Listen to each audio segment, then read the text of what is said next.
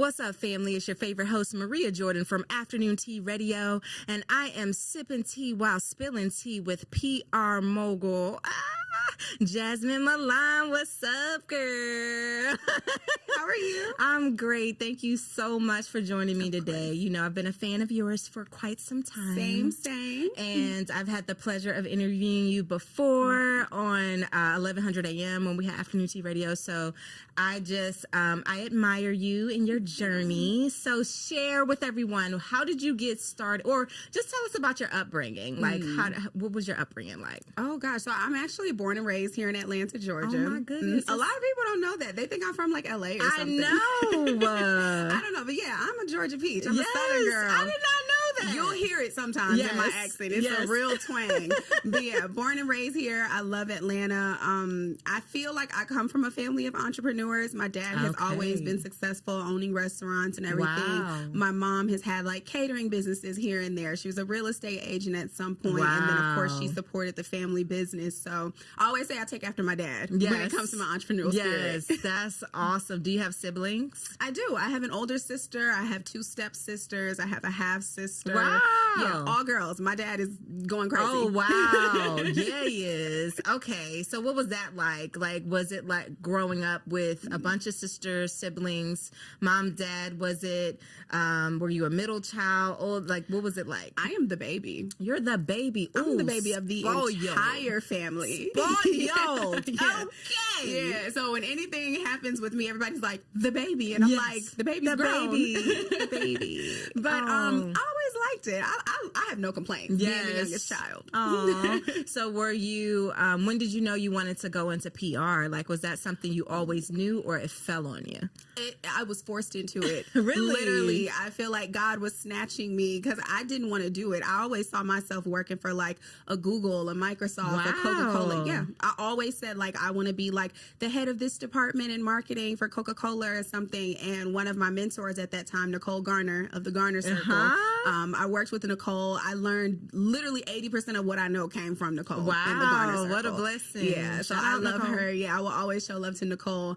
And I remember doing my exit interview and she asked me, you know, what my plan was. And I'm like, yeah, I'm going to be leading marketing for Coca-Cola. And she was like, okay, girl. We'll like see. She knew. Wow. She knew. And I don't even think it was not even a year after that I ended up starting my company. Wow. And so what made you start? Like, what was the push? I think so many people were coming up to me asking for PR because a lot of the stuff that I did with the Garner Circle, Nicole really allowed everyone on their team to have a lot of autonomy and individuality while we worked for her. So people didn't even realize that I was under her company at that time. And then I was doing things with like Hennessy and Moet, Shea Moisture, One Music Fest. So everybody's like, oh, Jasmine is this big PR girl. Yes. So everyone's reaching out for services. And I was applying for jobs. I'm like, I don't want to work with y'all. Like, I'm trying to get a salary. I'm trying to be with Coca-Cola. Yeah, like I need some consistency. I don't want that risk. Yes. But I feel like everywhere I applied to, even if I felt like I was more than qualified, I was just getting denied for things. So I'm like, okay, God, I hear you. Listen to me. That literally is how it is. Okay. You be like, you know what? I need to move the safe route. And them doors just be closed. And then you look at this risky routes, which actually isn't a risk because it's within your purpose. But you're looking at it like, that does not look safe to me. And the doors just open. Yeah. It's just opening and you're like, well, how did she get my number? Like, what happened here? Or, you know, it just happens that way. Yeah. So has it continued to be like that? For sure. I think being an entrepreneur is like this. Oh, yeah. And I tell people all the time, like, I think my first 4 or 5 years of business, maybe, I was just crying all the time. Aww. Like, even when I was up, I was crying because I knew, like, as soon as it gets good, something happens. Like, as soon as you get comfortable, I feel like somebody just knows how to shake your table. But you eventually just kind of learn how to roll with the river. Yeah. So what was the moment you were like, oh, I'm that girl? Like, when was the moment? And we were like, was it a client situation? You was like, oh, shoot, this is what I do. When was it? Honestly, maybe a couple years ago. Like, and I've been doing this for 11 years. Yeah. And it took me a long time because it's so much, even outside of just the business itself, you realize, like, I'm still growing as an individual. Yeah. I launched my company when I was 22 years old. I'm a baby. I don't know anything about life, let alone how to run a company. And so a lot of the mistakes that I made, you know, it could have really cost me my career and my reputation. A lot of people making those mistakes now when they're older and running a company, people are less forgiving. So I was very lucky and very blessed to start my business at the age that I did. So when I do make little mistakes here and there, you know, it was easily forgiven. I could come back from it, and I did some crisis management on myself. But it took me years into it of just realizing, like, I'm really supposed to do this. And the more that,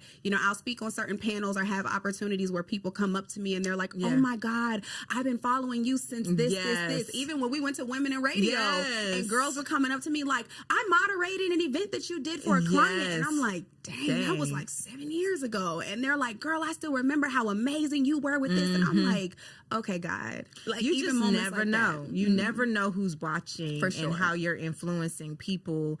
And it's such a blessing to be reminded. You know, you walk into spaces, and for me, like, I'll walk into a space such as Women in Radio, shout out to Megan, Women in Radio event, and you're thinking like, dag, I've kind of pulled myself out of this space.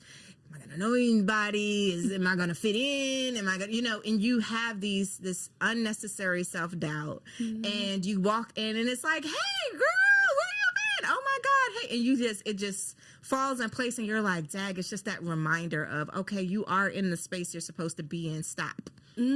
Stop being negative on yourself. So what was some of the, like, challenges? You mentioned, like, I done made some mistakes that could have left me laid out somewhere, and I overcome. What was some of those? Like, what was the experience?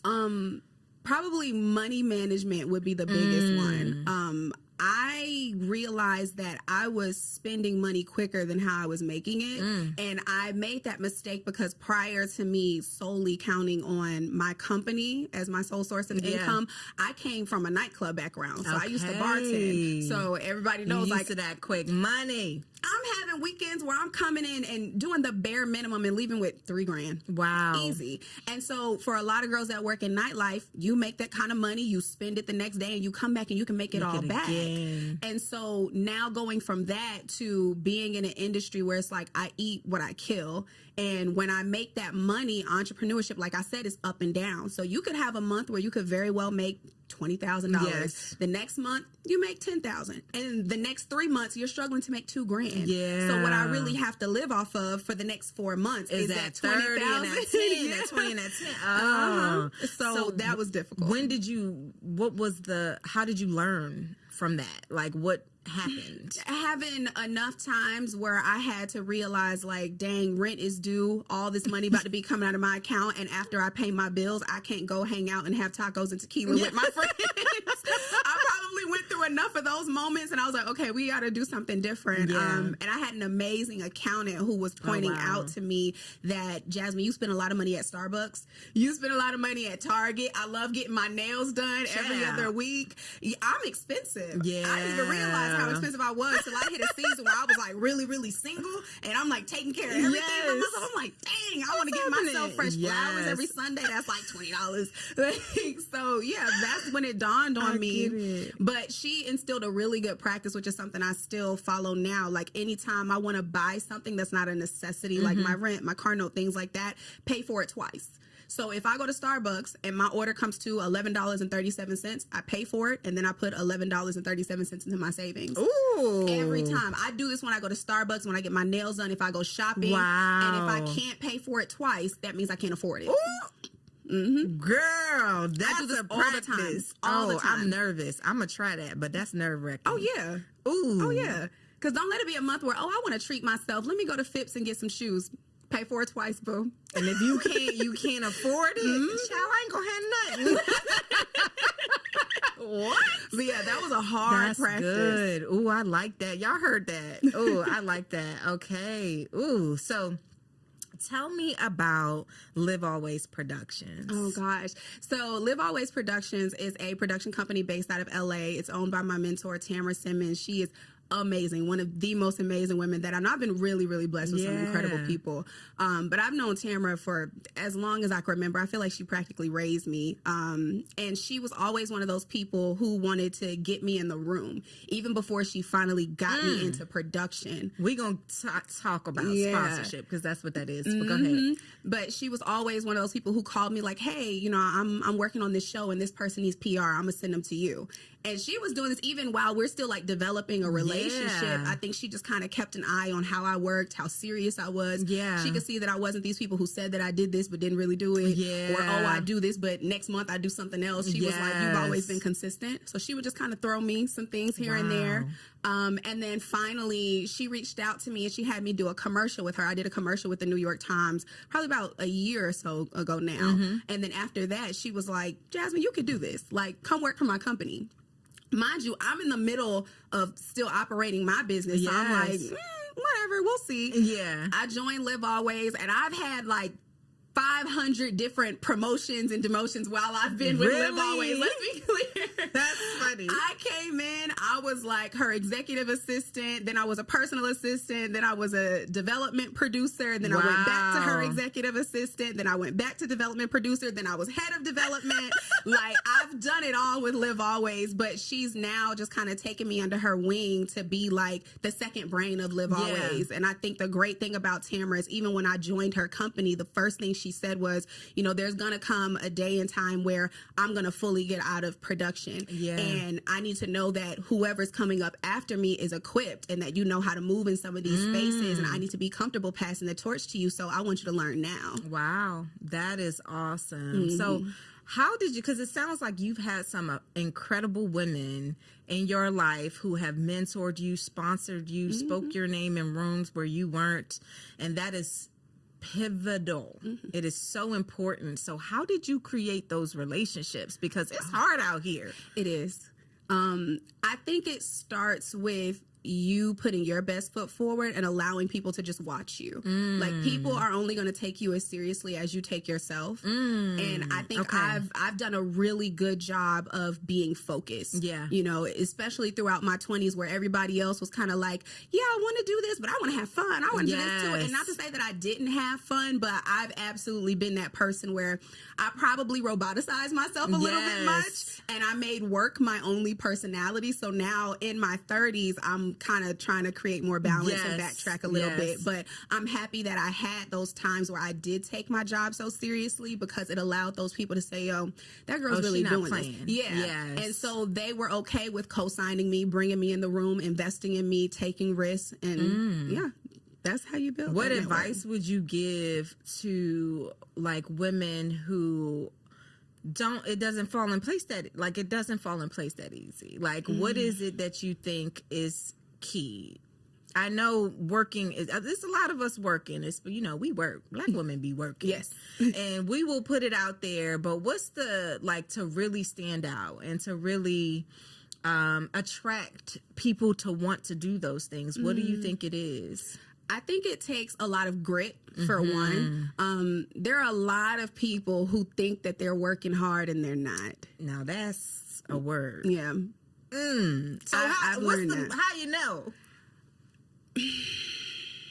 I used to be one of those people where I was busy, but I wasn't productive.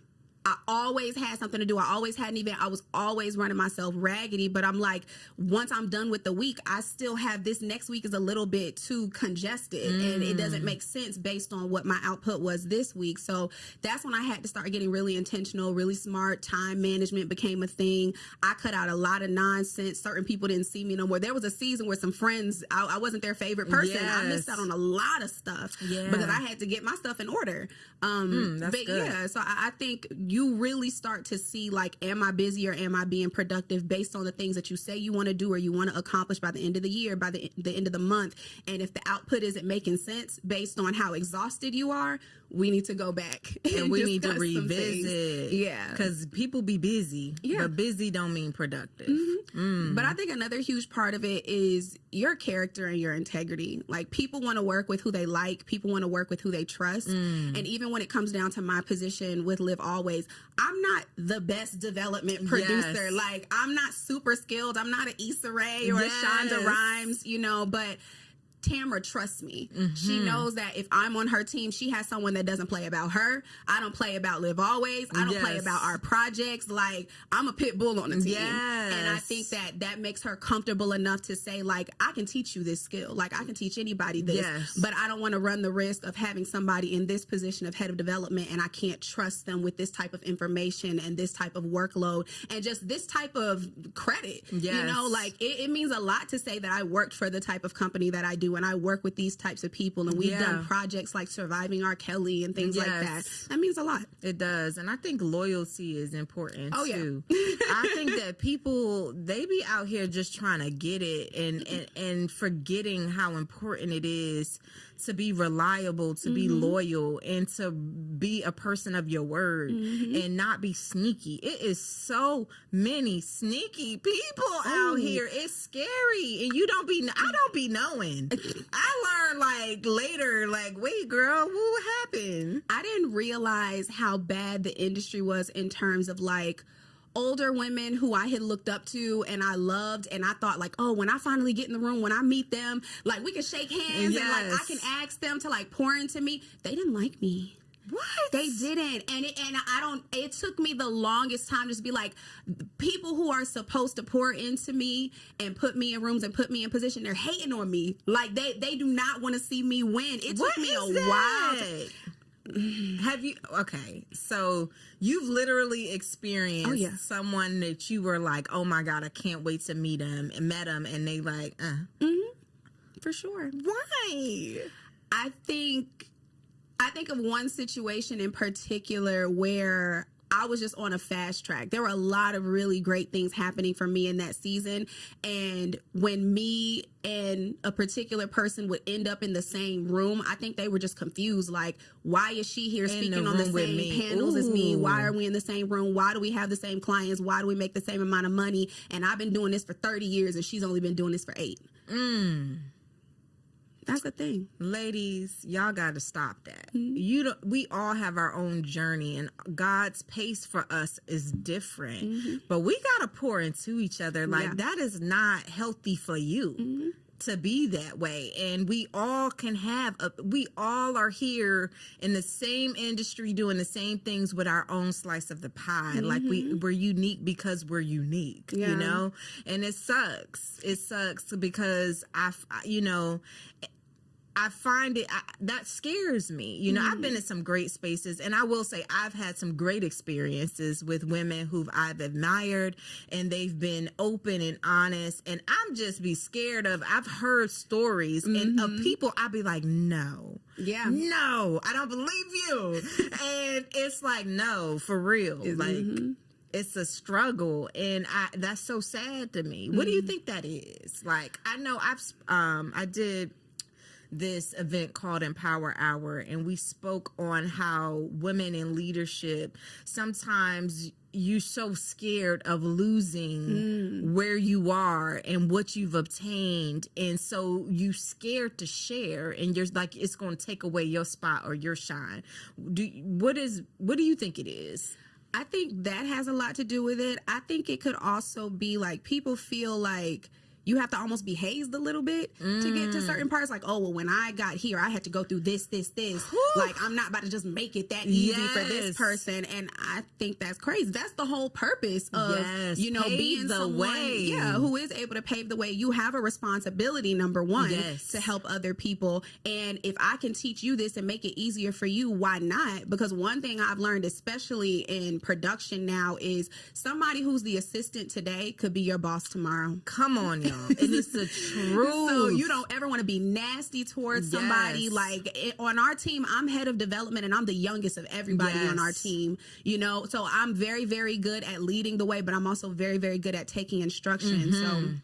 And I think that's key as well. I think that leaders should know how to follow. Like, for you to be effective, you have to be able to listen to the people who you're leading. Everyone has something to offer. These are just positions, you know? So you have to be able to listen. And I think that people sometimes are just full of themselves.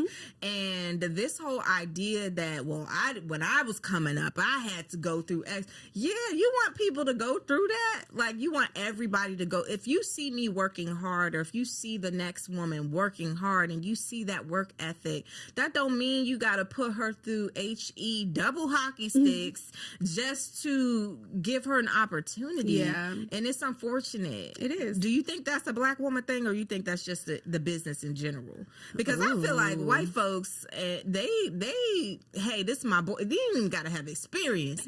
That's my boy. I want him to be the CEO. Yeah. And I'm up here training the CEO because y'all friends. They're like, real big on like the nepotism. Yes. And people try to like talk trash about it. And I'm like, look, I used to be one of those people that like didn't want to tell anybody about the type of family I come from and stuff. And then once I got older and I realized like this is a blessing. Yes. Like if my dad can make a phone call to get me a job, that is a blessing. Look at it. And I hope that when I have kids that I'm as powerful enough to where I can make a phone call and say, hey, my baby's about to graduate from college. I need you to give them $80,000 salary off the back. And I think that type of network within our community should extend past your family. And it should extend past your blood. Like that's how we make it. That's how we own. That's how we create power within our community. Is making that phone call for the qualified. I ain't saying give it to anybody, but I mean, that's important. Yeah, girl, tell them. All right, so board member, Brian J. Foundation. So how did that come about?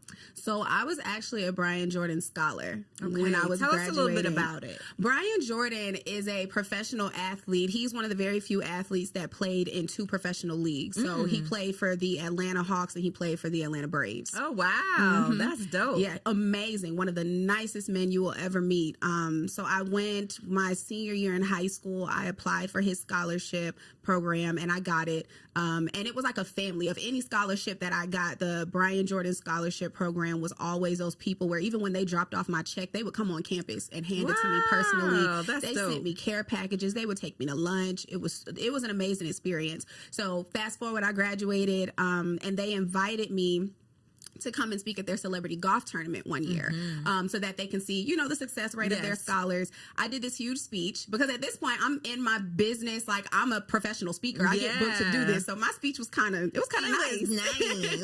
And he came up to me afterwards and he was just like, we got so much money from that speech that you did. Wow. People wanting to give more checks to, the program. And so he asked me to join his board. So I'm the youngest person on the board. Girl, look at God. Yeah. So what does that entail to be a board member?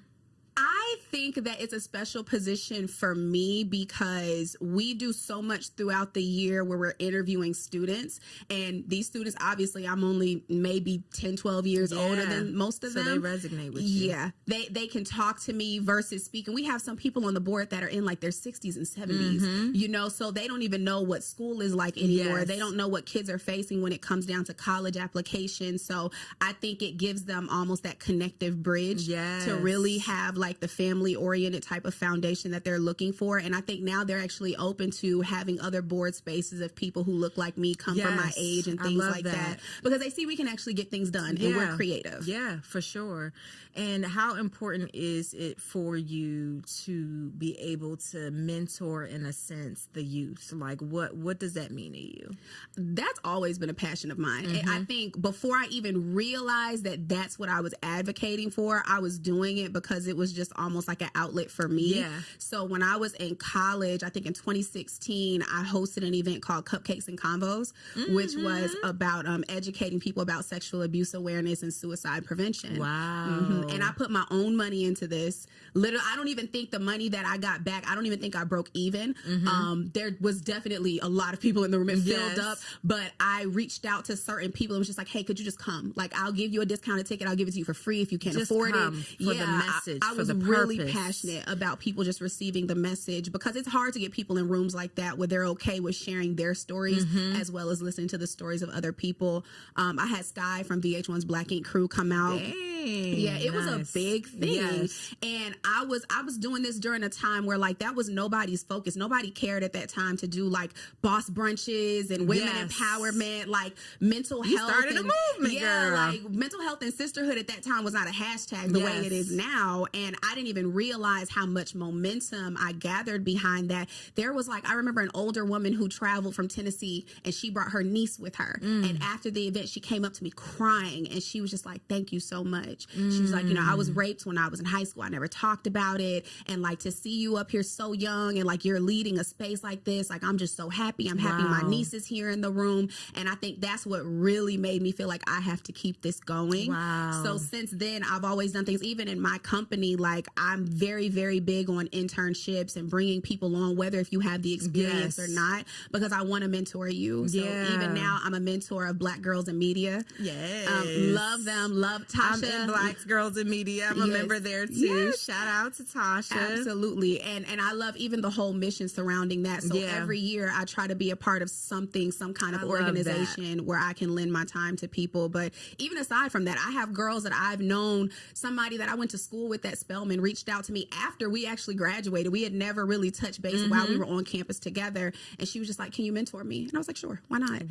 And now like we make it a point. I meet up with her at least once a month. We'll go out to eat and we talk about everything, whether it's PR stuff, practical life stuff. I'm like, tell me about your boyfriend. Tell me about the friends of yours that's getting on your nerves, because I need you to trust me. Like I need this to be a relationship. Wow. So what inspired you? Because that's a deep conversation and event to have. What inspired that event? So I was actually sexually abused when I was 17. And I attempted suicide twice. So I think just my own experience, like I said, cupcakes and convos, I'm glad that other people could take something from it, but it was for me. I didn't even realize it was for me. You know what? That happens a lot. We build from our trauma and we understand. And I'm just so glad that you realized that you weren't doing that alone. So I think so many people suffer in silence and feel like it's just them and no one will understand. But you actually opened a platform. What an amazing thing. You're going to make me cry. Oh, no, please don't. That's so awesome. So what was that experience like? Like, what was the point where you were like, you know what, I need to open up and I need to provide a platform so that other women who are experiencing this can know they're not alone?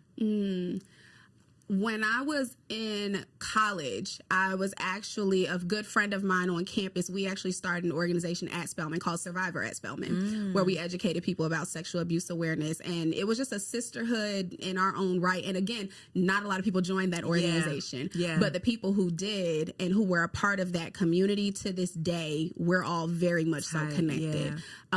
So I think it's just something where when you feel led to do it, you do it. You just do it. And it's hard to time it. Even with Cupcakes and Combos, my plan was to always do 2 events every year. But I'm always not in the mood to talk about that kind of stuff. And I get that other people don't always want to have a space where they talk about it too. Sometimes you just want to be in the room with people who may know your trauma and can be sensitive. Don't identify you. Like I don't want to talk about it all the time. Like, I get that. I get that. I didn't want to put myself on a regimen or some sort of calendar where it's like, okay, I have this event coming up November 1st, and then November 1st. God forbid that day comes and I'm not in a good mental space. So now I can't lead this event the way that I want to. So I think now where the mission stands is me just wanting to tackle mental health as a whole, because there's been so many other things that have happened since then. You know, I now suffer from anxiety disorder. I still suffer from mild depression. So I'm able to reach so many communities, and I don't want to make it so niche to where it's only like a group of sexual assault survivors that come out and talk. It's bigger than that.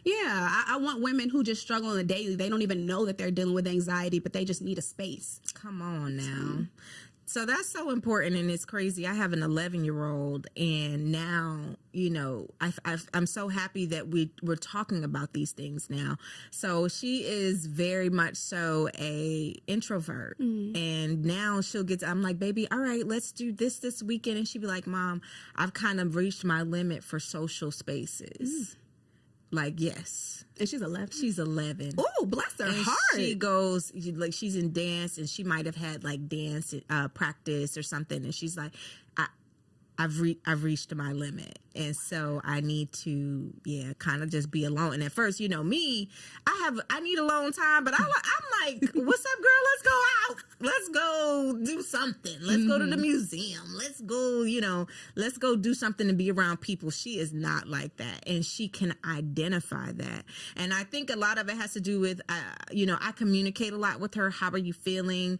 You know, what is it that you need? What I want you to be able to tell me. I bet you there's a lot of people who feel that way, but don't feel empowered to express it, you know? And so I'm happy that I've allowed her a space to be honest in that way and not to be like, okay, Mom, I'm going to just go when she really can't take it, especially being someone who doesn't understand it either. Because I'm like, what you mean, girl? Let's go party. Ooh. I was about to say, you have to be one hell of a mom. I already know, because it's difficult to express things like that. My friends and people around me, they know that I struggle with anxiety and depression, but there are still times where when it's flaring, for Black women, our anxiety sometimes comes off as irritation. And so when I'm having an episode, I sometimes just shut everybody out. I'll come off mean, I come off cold. I don't know how to tell you what's going on with me. So if you don't really know, you'll take it personal, or you'll think that I'm just being mean to you right now. But you have to be one hell of a mom to make her comfortable to just say that and know how to say it in a way where it's received and it makes sense. Like, she sounds very emotionally intellectual. Oh my gosh, she's already a bright girl, so I won't take all the credit. Jesus definitely did that, but she is. I'm intentional about it. I'm very intentional because it's a scary place. Yeah, you know, we live in a time where if your child isn't comfortable speaking with you, anything could be happening, right? And so I'm like almost overbearing in that way. Like, so what are you? So, girl, what you feeling today? Like, what? How did they make you feel? What did that do? You know, and it's something that I won't say that my mother didn't do that. I don't think she knew to do that. Yeah, you know, and so I can imagine. I know I've had trouble with my voice and being able to express myself. Even as an adult, I'm up here trying to figure this thing out. And I don't want her to have those struggles, so it's intentional or whatever. Was it like hard for you to have a voice or to express that? Because it sounds like you had the support. I always had the support. I didn't always have the voice.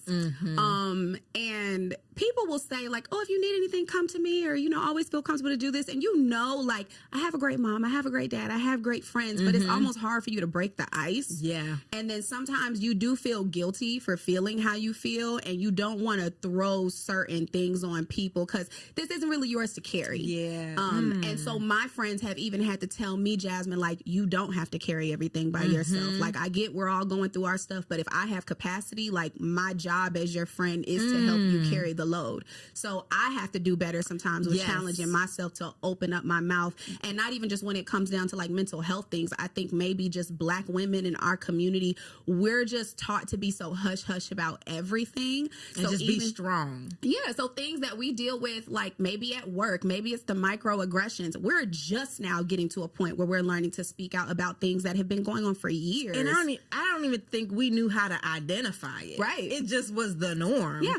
It was just the norm to go through these things, and it's like that's just what it is being a Black woman. And the definition of strong has been that's part of the issue. Like, we think strong is literally dealing with everything without saying a word because we don't want anyone else to feel any way about it. Let's care about their feelings, forget our own feelings. Let's just focus on being strong. And it's like, listen, to be strong, you got to know when to be sad and when to be in your feelings and when to be in your emotion. That all creates strength. Yeah. But we're not taught that. And I don't even think we've been allowed to be that.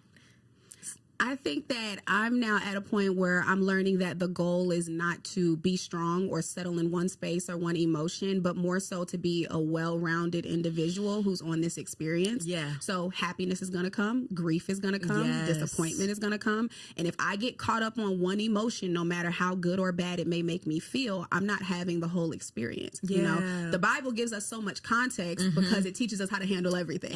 I'm not going to be happy all the time. I'm not going to be strong all the time. You happiness. Exactly. I'm not guaranteed that at all. Yeah. So I just think that people need to show themselves the grace that we're now in a space to acknowledge we deserve, rightfully so, and just be on the experience. That's it. I'm just doing the best I can. That's all you can do is the best you can. Oh, I love that. So what do you want your legacy to be? Like, how do you want to be remembered? I think I want to be remembered as someone who could shift the atmosphere and whatever that might mean, because I serve different purposes in everybody's life. You know, my interns are going to have one experience, my partner might have one experience, my mom is going to have one experience. I just want to be that person where in whatever way that I was a part of your world, I want for the way that I shift the atmosphere for you to be positive, to be impactful. Like, I want for people to feel it when I walk in and walk out of the room. You know? I love that. Girl, you doing it. you are doing it. Oh, thank you. Thank you. Thank you for having such a candid conversation with me. I just love you. I really do. I really admire you. So tell everyone how they can support you and what you got coming up. Share it all to the group. Yeah, so you can follow me on Instagram at Jasmine Milan. Coming up, I am actually working on my own mental health organization. Yes. I'm really, really excited to see what that looks like in the future. I love that. Any way I can help you, let me know. Thank you. I got you, girl. We gonna be, you gotta do it. You have to be a support, and anything I can do to help this journey, girl, just call me. Thank you. I am there. All right, you are listening to Afternoon Tea Radio. Thank you so much for tuning in to myself and Jasmine Milan.